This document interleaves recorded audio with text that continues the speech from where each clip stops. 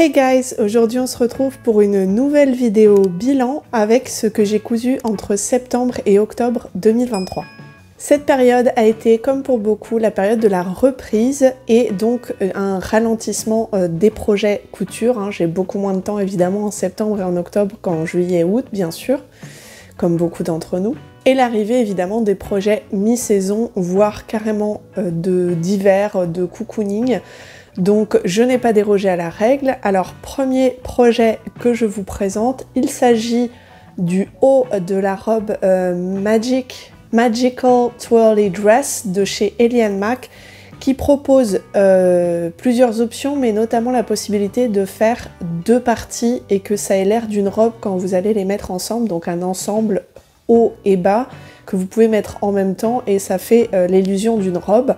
Et cette option permet aussi d'utiliser le haut séparément et évidemment la jupe séparément. Donc pour l'instant je vous montre le haut.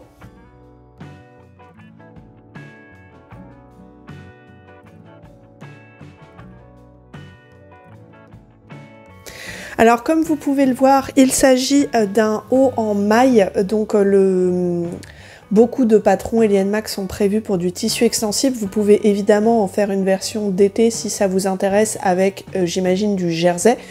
J'ai fait la mienne en maille avec donc une maille que vous reconnaissez peut-être. Cette maille bleue m'avait déjà servi dans un projet en juillet-août pour un pull mi-saison. Et avec cette maille également noire côtelée, que j'ai acheté chez Benitex comme cette maille là. J'ai plus les prix exacts en tête. J'ai choisi l'option avec bretelles pour recouvrir les bretelles de soutien-gorge puisque évidemment comme c'est un haut qui est censé être comment on appelle ça, épaule nue. Bref, sans manches qui montent jusqu'en haut et qui cachent le soutien-gorge. J'ai pris les bretelles évidemment pour cacher le soutien-gorge. Alors bon, ça a eu plus ou moins de succès parce qu'en fait elles sont un peu trop étroites pour mon soutien-gorge, sachant que j'ai une forte poitrine, j'ai des bretelles qui font facilement 1,5 cm, 2 cm de large. Et clairement là, ça recouvre à peine et dès que je bouge, on voit la bretelle de soutien-gorge. Donc si comme moi, vous avez des bretelles de soutien-gorge épaisses, n'hésitez pas à augmenter la largeur des bretelles tout simplement. J'ai choisi l'option col châle. Vous avez aussi l'option bande d'encolure classique et j'ai pris l'option rucher, mais il y avait aussi la possibilité de faire des faux liens de serrage. Donc en fait le rucher est obtenu en faisant des fronces et en fait dans le patron il vous proposait de coudre ici deux fausses ficelles pour faire semblant que ça avait été serré avec les ficelles. Je voyais pas trop l'intérêt à part d'avoir des trucs qui pendouillent sur les côtés, donc je ne les ai pas mises, mais libre à vous de les mettre si vous le souhaitez. Mon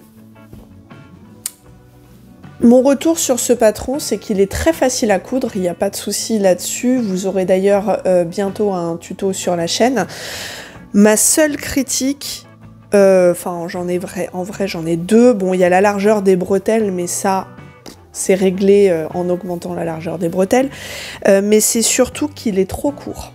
Il est fait pour être porté avec la jupe assortie, donc j'imagine que c'est pour ça qu'il est plus court qu'un pull classique. Sauf que quand vous le portez évidemment avec un jean ou même une autre jupe, et en fait il va remonter. Moi, mon problème, c'est que il arrive, le bas du haut arrive pile à la ceinture de mon jean. Et du coup, dès que je bouge, dès que je marche, en fait, ça remonte et on voit un peu de mon ventre. Alors, c'est pas gênant en soi, sauf que comme je l'ai cousu comme étant un pull, c'est pas en novembre-décembre qu'on a envie que le ventre soit apparent au niveau chaleur, tout simplement. Donc je pense que ce que je vais faire à l'usage, c'est peut-être découdre la bande de taille qui finit le vêtement et en mettre une plus grande. On verra. Pour l'instant, je vais déjà le tester comme ça, mais j'ai l'impression qu'il va quand même beaucoup remonter, que je vais passer la journée à le redescendre, donc voilà.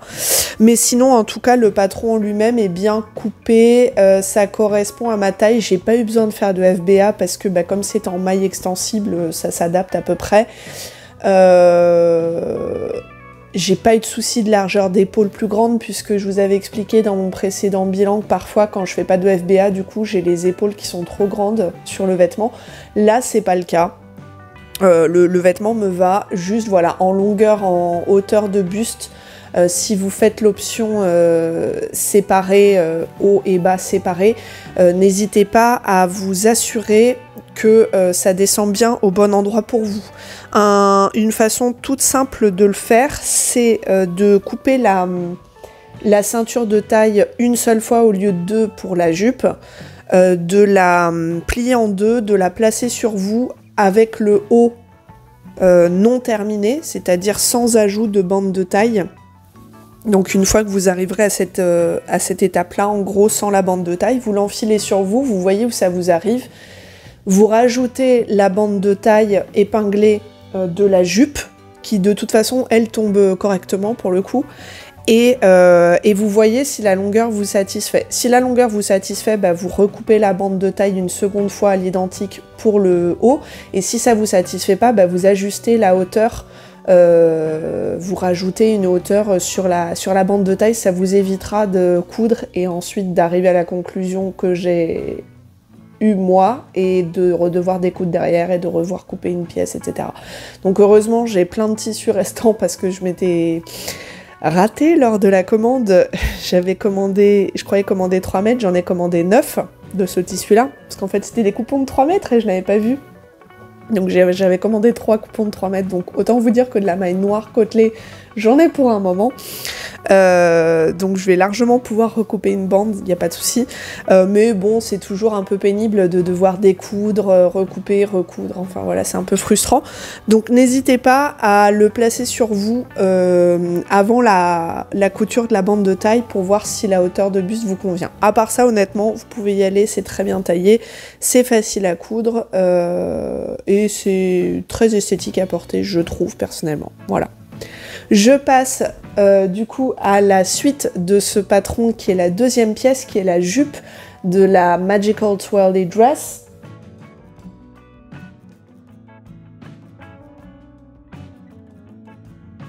La voici. Alors vous voyez que j'ai pris l'option avec empiècement de couleurs. Évidemment vous avez une option aussi d'une seule couleur. Vous avez des poches sur les côtés, ici. Il y a aussi l'option jupe. Alors vous avez évidemment plusieurs hauteurs de jupe. Vous avez les classiques au-dessus du genou, en dessous du genou, etc. Mais vous avez aussi la possibilité de faire, comme je l'ai choisi sur cette version, un ourlet plus long sur l'arrière de la jupe. Me concernant, cette différence d'ourlet ne se voit pas beaucoup parce que devant j'ai pris la hauteur sous le genou et du coup il doit y avoir peut-être une dizaine de centimètres de dénivelé entre mon panneau de devant et mon panneau de derrière de jupe, ce qui fait que je trouve que la différence d'ourlet ne se voit pas beaucoup. Après, ça joue en ma faveur dans le sens où comme j'ai mon bassin qui est très cambré, de base, ma jupe derrière est toujours légèrement plus remontée que ma jupe devant, donc du coup ça compense en partie cette inégalité. Mais voilà, je vous conseille, si vous voulez vraiment que l'effet visuel se voit entre l'ourlet court devant et l'ourlet long derrière, de choisir devant plutôt une hauteur au-dessus du genou. Après voilà, c'est personnel, hein, mais j'ai constaté quand même que la différence se voit moins si vous prenez la hauteur devant en dessous du genou. Concernant l'assemblage du patron, il a été facile, c'est plus la découpe des pièces pour laquelle j'ai eu du mal, puisqu'en fait vous avez des très grands pans de tissu. Et alors sur la pièce arrière, ils ont prévu le coup. Et ils vous disent, si vous n'avez pas assez de largeur de l'aise, vous pouvez couper ici, vous pouvez couper ici 2 pièces, ou alors si vous avez assez de largeur de l'aise, vous coupez ici au niveau du pli. Donc il y a 2 repères différents. Sauf que la pièce devant, alors vous avez une petite pièce devant ici, 2 pièces d'empiècement ici, et vous avez toute cette pièce-là. Vous avez toute cette pièce-là qui est censée être en un seul pan.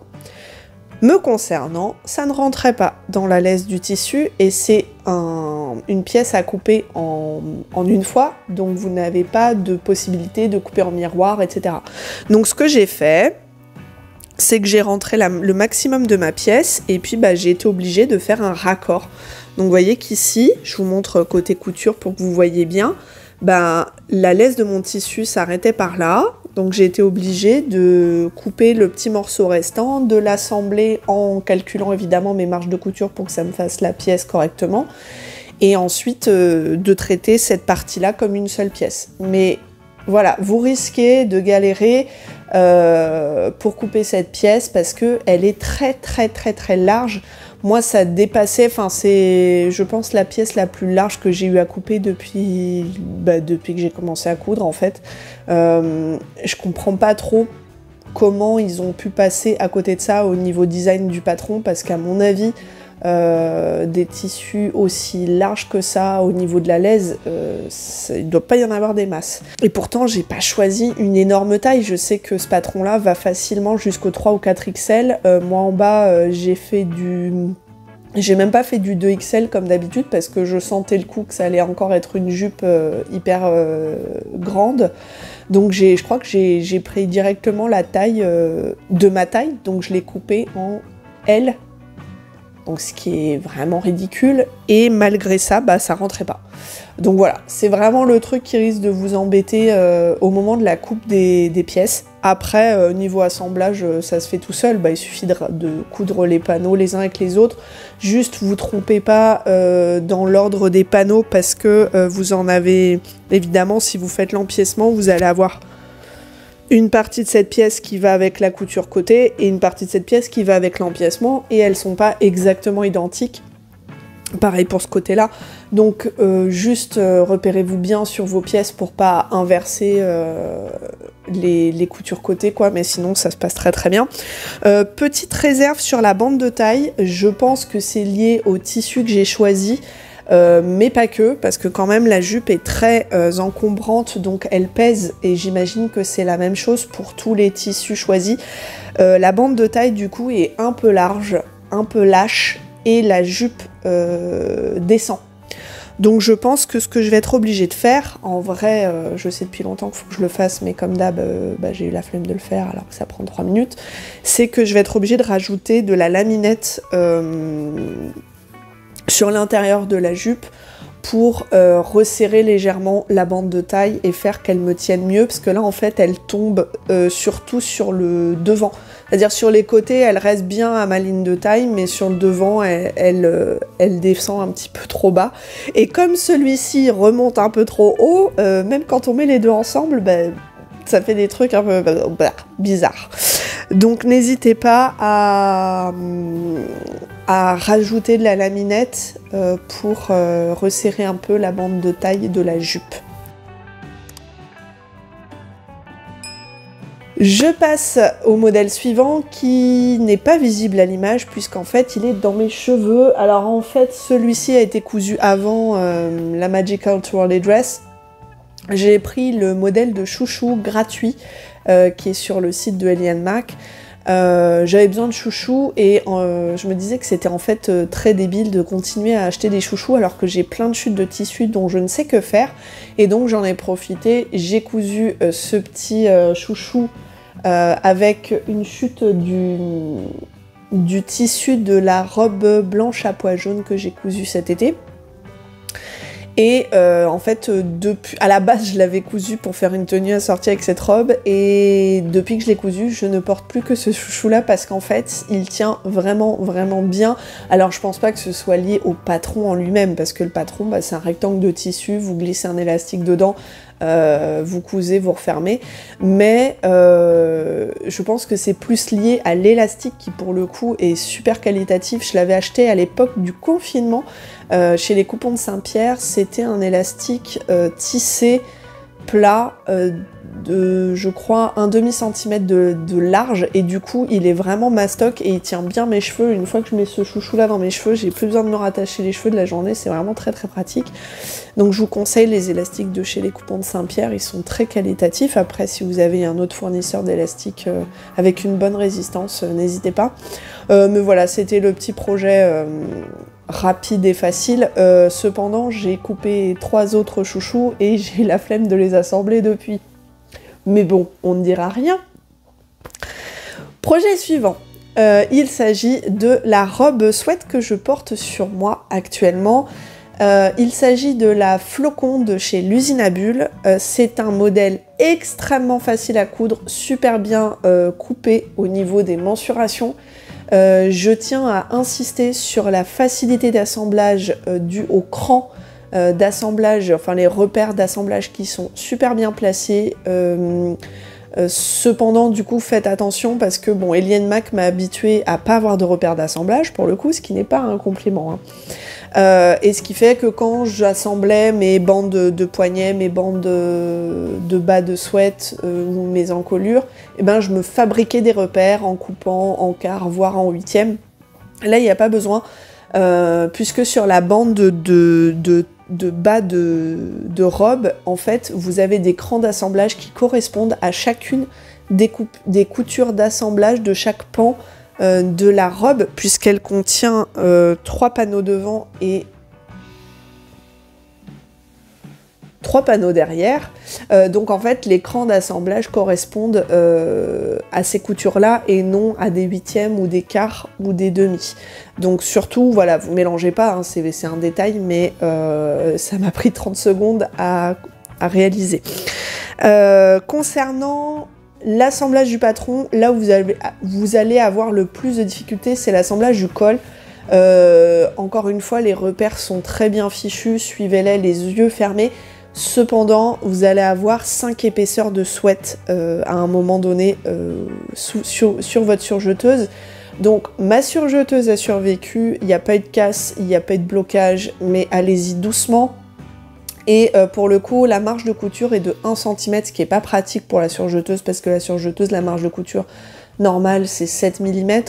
Et pour l'encolure, je n'ai pas respecté la marge de couture, parce que j'avais la flemme de recouper, évidemment, 3 mm sur chacune de mes pièces.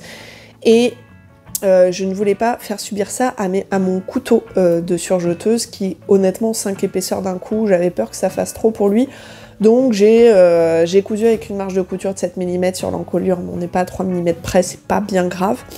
J'ai une seule critique, et c'est pas sur l'assemblage du patron, c'est sur le visuel. Je ne suis pas convaincue par les poches, puisque en fait vous avez 2 poches sur les côtés, donc latérales. La forme en elle-même me plaît. En revanche, dans le patron, vous cousez une bande de poche. En fait, c'est équivalent à une espèce de gros passepoil plat. Pour moi, ça rajoute de l'épaisseur non nécessaire. Alors, j'ai bien compris, sachant que les bandes de poche sont légèrement plus courtes que les ouvertures de poche, que c'est censé plaquer légèrement plus les poches, mais en fait, je trouve que ça fait des surépaisseurs de tissu pas très gracieuses au niveau des hanches, donc en plus là où on n'a pas franchement envie de rajouter de l'épaisseur visuelle. Et du coup, je pense que la prochaine fois que je coudrai ce patron, si je le recouds, je ne mettrai pas les bandes de poche. Surtout que ça crée des surépaisseurs au niveau de la surjeteuse, puisque pareil, ça fait 5 épaisseurs de sweat.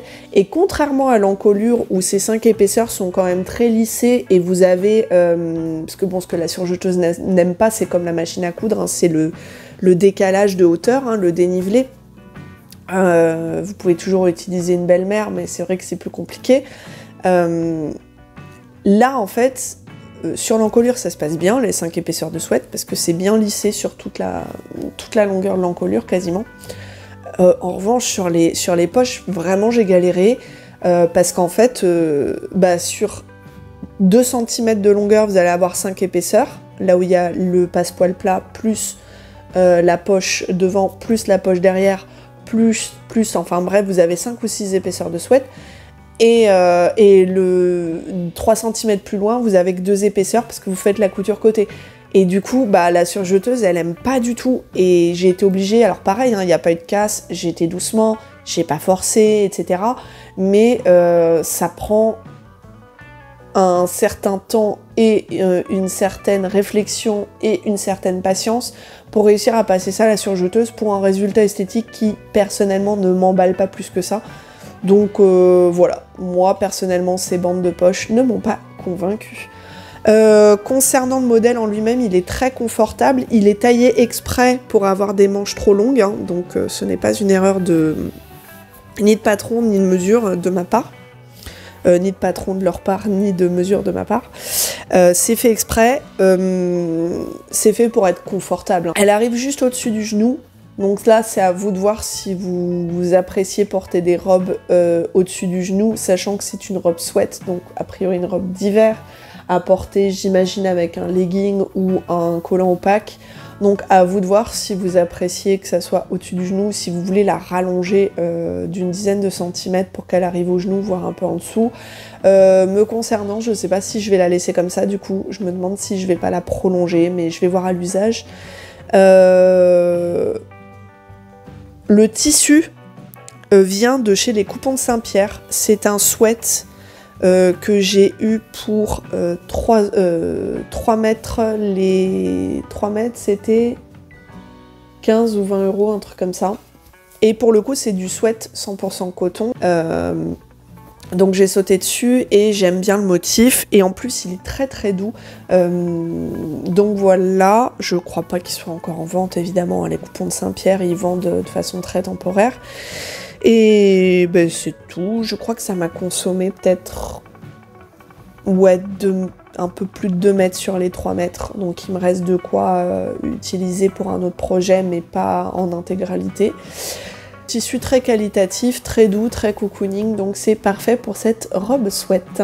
Voilà, et bien j'ai terminé ce bilan de mes coutures de septembre-octobre 2023. Comme vous le voyez, c'est très monothème, hein, cocooning, hiver, voilà. Pour l'instant, on n'a pas eu encore trop froid, hein. Si vous êtes en France métropolitaine, vous savez que on a eu plutôt chaud jusqu'à maintenant, mais peut-être que ces projets vont me servir en novembre, décembre, on ne sait jamais, je vous tiendrai au courant bien sûr. En tout cas, si ce bilan vous a plu, n'hésitez pas à mettre un pouce en l'air en bas de la vidéo et à vous abonner à ma chaîne pour avoir des nouvelles de mes futures sorties. Et je vous rappelle que j'ai également un compte Instagram et une page Facebook sous le nom de Couture Positive. Moi je vous dis à la prochaine vidéo et bonne cousette!